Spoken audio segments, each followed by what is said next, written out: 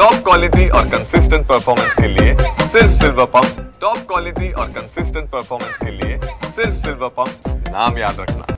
कोल्हापूर जिल्ह्याच्या धरण क्षेत्रात पावसाची संततधार सुरूच आहे, तर दुसऱ्या बाजूला शहर आणि ग्रामीण भागामध्ये मात्र पावसाची उघडझाप सुरू आहे आणि या सगळ्यामुळे पंचगंगा नदीची पाणी पातळी देखील 30 फुटांवर स्थिर असल्याचं बघायला मिळते। गेल्या 2 ते 3 दिवसापासून ज्या पद्धतीने पावसाची तीव्रता कमी झालेली होती ते पाहता पंचगंगा नदीच्या पाणी पातळीमध्ये घट होत होती, मात्र काल दुपारनंतर पुन्हा एकदा पावसाला सुरुवात झाली आणि त्यामुळे आता ह्या सगळ्या पंचगंगा नदीचं पाणी 30 फुटावर स्थिर झाल्याचं बघायला मिळतंय। अजूनही जिल्ह्यातील 48 बंधारे आहेत ते पाण्याखाली गेलेले आहेत। राधानगरी धरणाचा विचार केला तर राधानगरी धरणे जवळपास 82% आता भरलेले आहे आणि त्यातून 3100 क्युसेकचा विसर्ग भोगावती नदीमध्ये आणि पर्यायाने पंचगंगा नदीमध्ये सुरू असल्याचं बघायला मिळते।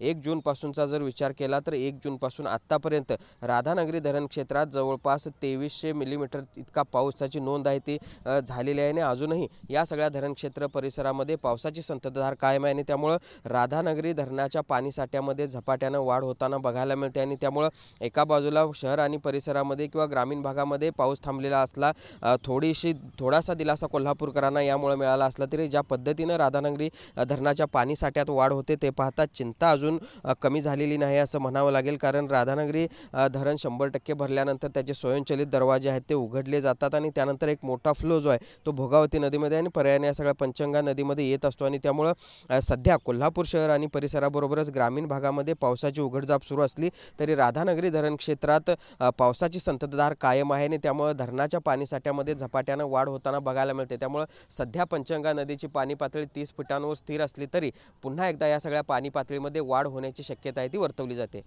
Video Sunil Katkar, Bhushan Patil, TV9 Marathi, Kolhapur.